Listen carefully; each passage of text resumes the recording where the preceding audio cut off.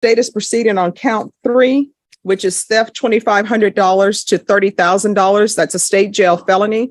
Range of punishment is anywhere from up to a $10,000 fine, anywhere from 180 days up to 2 years in the state jail facility. This proceeding opens with a state jail felony theft charge. $2, $500 to $30,000, placing Alicia Marie Marino at real risk of incarceration. While the court is prepared to consider deferred adjudication, that outcome is never guaranteed. Counsel, have you received all the discovery in this case, and did you review it with your client? Yes, Your Honor. Court will find that the state is in compliance with discovery. Ms. Marino, I'm showing you what's entitled application for deferred adjudication or community supervision. Did you review that with your attorney? Did you understand it? Yes. And did you sign it? Yes. Showing you what's entitled true bill of indictment. Did you review that with your attorney? Did you understand it? Yes. Counsel, do you waive the reading of the indictment? Yes, Your Honor. State, are you proceeding on the indictment as presented? Your Honor, the state moves to waive and abandon counts 1 and 2, proceed solely on count 3, state jail felony, Your Honor. Any objection? No objection, Your Honor.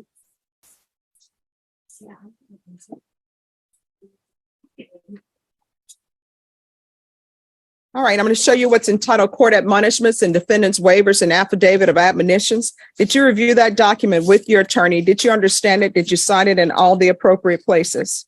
Yes, ma'am. Did you understand that the state is proceeding on count 3, which is theft $2,500 to $30,000? That's a state jail felony. Range of punishment is anywhere from up to a $10,000 fine, anywhere from 180 days up to 2 years in the state jail facility. Did you understand? Yes. If you have a plea bargain agreement with the state and the court does not follow your agreement and gives you more than you bargained for, the fact that you entered a plea will not be used against you and you will be allowed to withdraw your plea. Did you understand? Yes. Did you understand you have a right to jury trial, a right for you or your attorney to cross-examine and confront any witnesses the state would call and the right to remain silent? Yes, sir. Did you understand by entering this plea bargain agreement, you were giving up those rights? Yes, sir. Did you intend to give up those rights and enter into a plea in this case? Yes, sir. Did you understand if the court were to grant your application for deferred adjudication, if for any reason your deferred adjudication were revoked, the court could find you guilty and sentence you up to 2 years in the state jail facility and up to a $10,000 fine? Yes, sir. Counsel, has your client been able to provide you with any defenses? Yes, Your Honor. Do you believe she has a rational as well as a factual understanding of the charges against her? I do, Your Honor. Do you believe she's currently competent and was legally sane at the time of the offense? Yes, Your Honor. Ms. Marino, has anyone threatened you, coerced you, or placed you in fear to get you to enter this plea? No, ma'am. Anyone promised you anything other than the plea? No, ma'am. Satisfied with the way you've been represented? Yes, sir. Are you a U.S. citizen? Yes, sir. Court will find that defendant has knowingly and voluntarily waived his right to jury trial. Showing you the plea bargain page. Did you review that with your attorney? Did you understand it? Yes. According to the plea, the state is proceeding on count 3. There's a $500 fine. State recommends deferred adjudication, and there's to be restitution to whom? Judge, it's to, it's going to be both to the Texas Lottery Commission and that amount. Do you all did not put that in your agreement? Well, Judge, I want to leave it open so that probation can ascertain it, but according to the prosecution guide, it is $1,870 to the Texas Lottery Commission and $2,929 to EZ Mart. Would you like me to write that? All right. in, Ron? Yes, you all need to write in here, not necessarily the amount if you don't agree to it, but to the parties.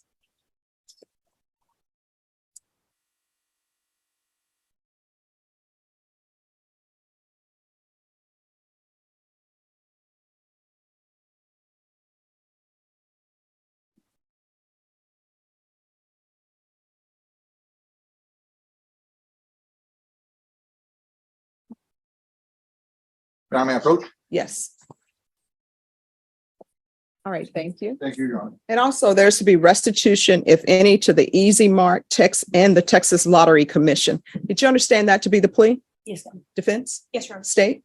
It is, Your Honor. Showing you the waiver of appeal paragraph. Did you review that paragraph with your attorney? Did you understand it? Did you sign it in both places? Yes, sir. Did you understand by signing that you're waiving your right to appeal? The only items that can be appealed are written pretrial motions that have been filed, heard, and ruled upon by the court. Did you understand? Yes. Counsel, have there been any such motions? No, Your Honor. Next, I'm showing you outside the agreement. The state is requesting that your deferred adjudication be for a term of 4 years. There be a TAP evaluation, 50 hours of community service restitution, no contact with EZ Mart at 415 Southwest Loop 1604 East, and the theft course. Did you understand those are recommendations from the state and the court does not have to follow those recommendations? Yes, sir. Then to the offenses charged in count 3, how do you plead? Guilty, not guilty, or no contest? State any evidence? Your Honor, state moves to offer into evidence State's Exhibit number 1 and all attachments. Any objection? No objection. Your All Honor. right. Ms. Marine, I'm showing you what's entitled waiver and consent to stipulation of testimony and stipulations. Did you review that with your attorney? Did you understand it? Did you sign it in all the appropriate places? Yes, ma'am. Again, did you understand you have a right to jury trial, a right for you or your attorney to cross-examine and confront any witnesses the state would call in the right to remain silent? Yes, ma'am. Did you understand that today the state will be presenting evidence in the form of witnesses' statements and police reports, but most importantly, there will be no live testimony? Did you understand? Yes. Court will find that defendant has knowingly, voluntarily waived and consented to stipulation of testimony and stipulations. Court will accept into evidence State's Exhibits 1 and attachments. Court has reviewed the same. The court will find there is sufficient evidence to find you guilty. The court will defer finding the guilt as you've applied. This is a critical legal moment. The court explicitly finds there is enough evidence to convict, but chooses to defer a finding of guilt. Deferred adjudication is not an acquittal. It is conditional mercy. If Marino violates the terms imposed today, the court can later enter a conviction without a trial and sentence her up to the full 2-year state jail range. This is the narrow window where accountability replaces incarceration. For deferred adjudication. Are you proceeding with sentencing? Yes, Your Honor. Anything you wish to say on behalf of your client? Your Honor, we would just ask that you follow the agreement that we've made with the state and give her deferred adjudication. All right. So how old are you? 36. Do you have any children? 2. Ages? 13 and 16. Are you currently employed? Yes, full time. All right. What do you do?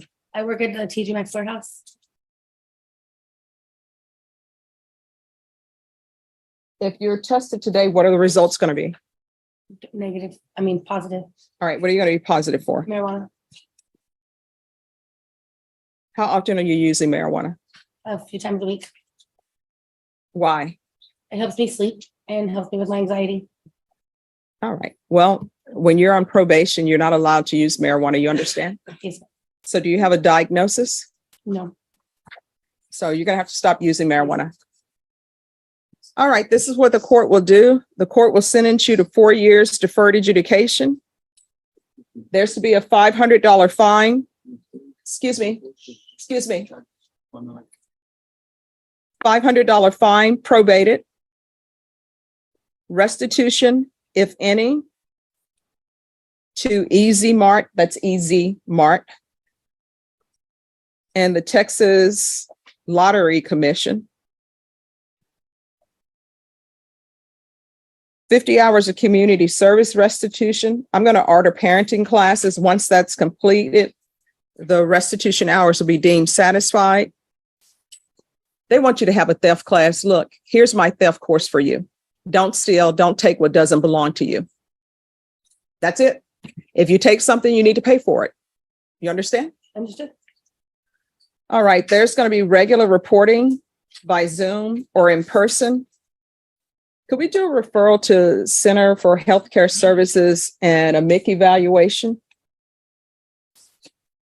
And it's going to be regular UAs, and I'm going to want her tested for levels. Proof of employment within 30 days. There's to be no employment as a home health care provider or with minors.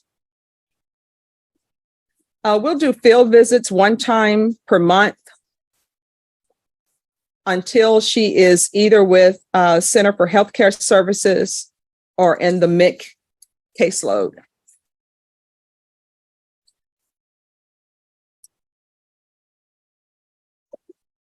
Probation, is there anything else she needs? Is there anything else you need from the court to be successful? No, ma'am. All right. I'm going to show you what's entitled Trial Court Certification of Defendant's Rights to Appeal. Did you review that with your attorney? Did you understand it? And did you sign it? Yes, ma'am. Because this is a plea bargain agreement, because I followed your plea bargain agreement, and because you waive your right to appeal, you do not have the court's permission to appeal. Do you understand? Yes, ma'am. All right. Good luck to you. You're going to have to do better. Fast money is not good money. Okay. Yeah. All right. Understood. Thank you. All right. Good luck to you. Thank you. This case ends not with a conviction, but with a warning written into the record. Alicia Marie Marino enters a guilty plea to a state jail felony theft charge, fully advised of her rights, the evidence against her, and the consequences of failure. The court confirms that the plea is knowing and voluntary, that Marino understands the punishment range, and that she is giving up her right to a jury trial, to confront witnesses, and to remain silent. Those steps matter because once deferred adjudication is granted, the court's authority expands dramatically. After accepting stipulated evidence and finding it sufficient to support a conviction, the judge defers a finding of guilt. That decision allows Marino to avoid an immediate felony conviction and incarceration, but only under strict conditions. The court imposes 4 years of deferred adjudication, a probated $500 fine, restitution to both EZ Mart and the Texas Lottery Commission, 50 hours of community service, parenting classes, regular reporting, field visits, drug testing, employment verification, and multiple behavior restrictions. These are not suggestions. They are enforceable court orders. What makes this hearing stand out is the timing of Marino's disclosure. When asked what a drug test would show, she initially misspeaks, then corrects herself and admits she would test positive for marijuana. She explains she uses it several times a week for sleep and anxiety, without a medical diagnosis. That moment could have derailed the plea entirely. Instead, the judge addresses it directly, drawing a firm boundary. Marijuana use is prohibited on probation, regardless of personal justification. Marino is told plainly that she must stop. If you want more courtroom breakdowns that explain not just what happened, but why judges make these decisions, make sure to like the video, subscribe to the channel, and let us know in the comments. Do you think deferred adjudication is a fair second chance or a setup for failure?